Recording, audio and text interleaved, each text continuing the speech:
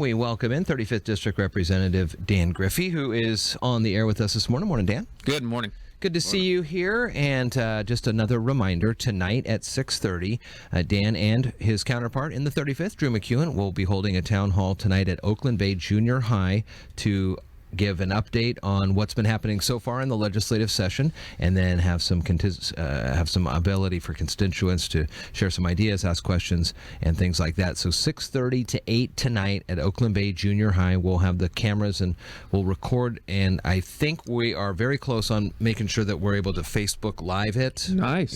Nice. Figure out the way through the school districts, and they have a lot of rules and regs on that, but I think we're close, and if not, it'll be up on the website tomorrow for Friday, so that'll be a great chance to do that. How many of these do you guys usually do throughout your session? We try to do 3, so we want to do one in every geographical area, Kitsap, Mason, and Thurston. Mm-hmm. But our duties and leadership has really squeezed our time frame, so this year we're only getting to 1. Okay. But we'll have other activities after session where we'll be able to engage the communities, and we try to do as many of them as we can. Yeah, it's great to have that constituent input. I mean, you really don't know how well you're doing unless you hear from the voters, either good or bad. And I know when we're out at other events, I see you guys out there too. And one thing I know about you is that you, at times, like to do whichever you can to avoid the lobbyists in the Capitol.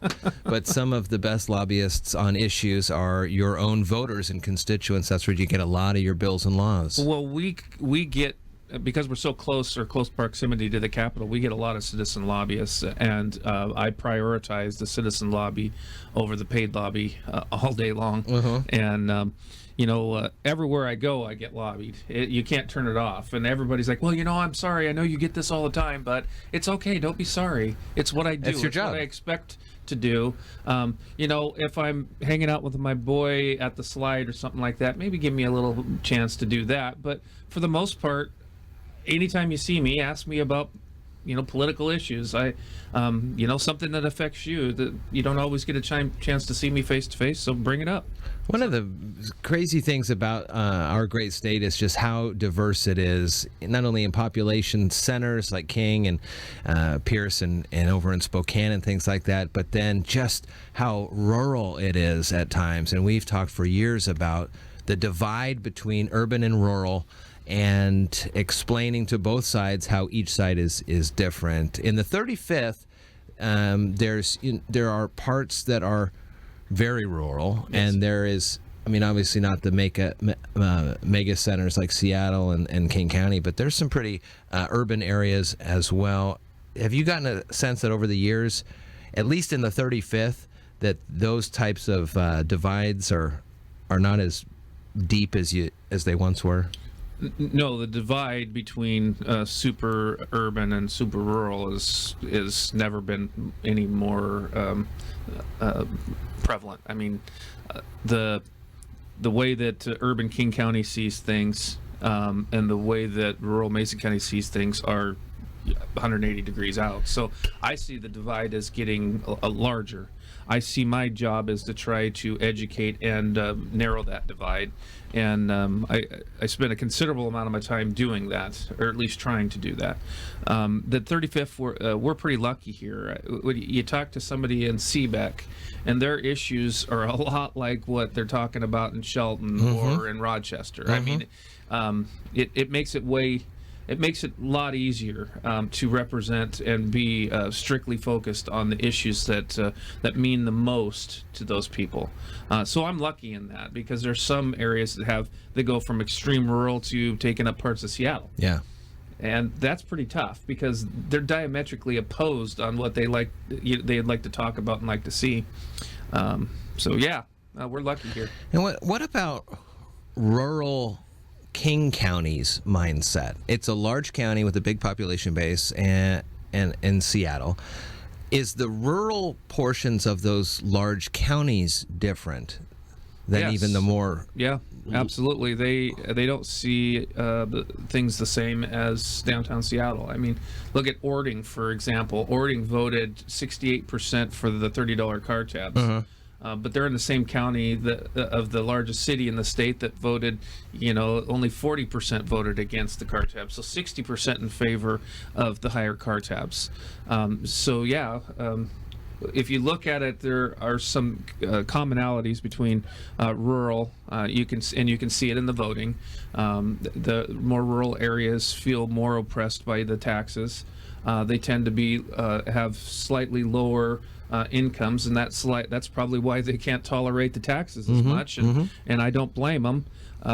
In King County, they have a mindset of transit is everything, and how can we do more transit, although the ridership is pretty low. And it's kind of funny that everybody supports that but still drives their own car. Right. Such a disconnect. There is a big disconnect. I mean, they have capacity to move a lot more people on the transit systems, but they still drive. I see those but their pictures. Opinion is, everybody else should pay for some more transit. Transit would be great for you. Not so much me, but it'd be great for you. You see those pictures of how you got all the cars on a city block, and then you take the cars away and the people are there, and then they move in and they all fit on one little bus that took up 2 city blocks. It makes sense. It's just changing a mindset that's been 100 years or so in the making, that I can be autonomous in my own vehicle, is pretty tough to do. And forcing people, I found that there's no way you can force people into a mindset. You're going to have to educate them into a mindset, and that's a slower process. It's probably the best process in a free republic. You were there late last night. House and Senate leaders unveiled plans for a $450 million fix or hole to fill that hole in the transportation budget because of that initiative we talked about, 976. What are some of the things and ways that you've heard about the ways the money's going to move around and how this could... The House Republican plan is to transfer money from the general fund over to the account for the next 2 years until the transportation account stabilizes. We think that's the fair thing to do. We think that's the right thing to do. The voters voted overwhelmingly for this car tab relief. Let's give it to them. Right. We talked about 2 weeks ago that we had a plan to do that. We're pleasantly surprised. It looks like the Democrats are looking at a plan to do that as well. We don't want to see any of our projects that we have here in the 35th be in jeopardy because there's a lack of money or lack of bonding capacity. So, was the SR3 freight corridor one of those listed on the moratorium put on by the governor? No.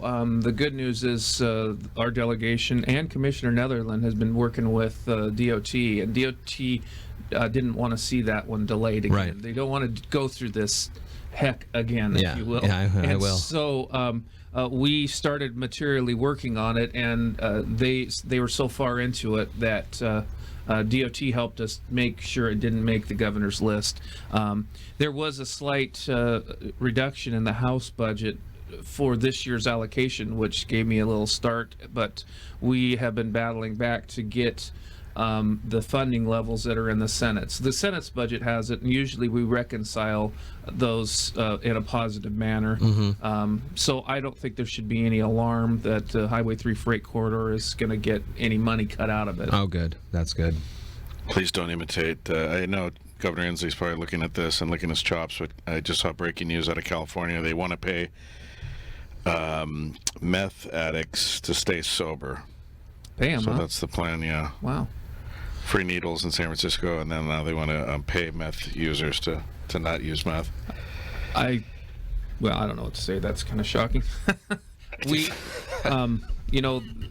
should be compassionate we should see the light in all people. We really should. We shouldn't see the homeless and just say, oh my goodness, that terrible person. But on the other hand, we need to have stronger love, if you will. And if you see somebody that is engaging in terrible activities, we should steer the ship for a while. We should get them away from the drug or the or treatment for the mental illness that they have. We should do that as a society. We should take it on. We should take it head on. And I think that is the payment they should receive. The payment is, we're going to help you get sober. I think a lot of this focus, from the homelessness to the drug addiction to a lot of the problems we have, even shootings and stuff. I mean, when you get down to it, it's like mentally ill people who need or are desperate for help. Yeah. And that seems to be the real issue, is not that people don't have a house. It's not even the affordability so much as a lot of these people that you see living in the woods, they're not right in the head and they need help. Yeah, absolutely, and they're co-occurring. It's substance and mental issue.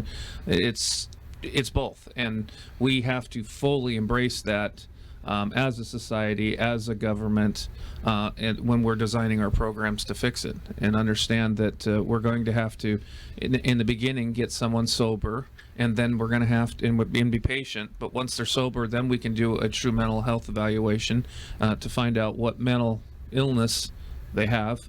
And how are we going to, strategies to fix that? Sure. 35th District Representative Dan Griffey and Drew MacEwen tonight at Oakland Bay Junior High from 6:30 to 8 with an update on where we've come so far in this session. And then your questions and concerns are available to be voiced as well tonight during the town hall. Again, 3301 North Shelton Springs Road, Oakland Bay Junior High from 6:30 to 8. Dan, we'll see you there tonight. Yeah, see you guys.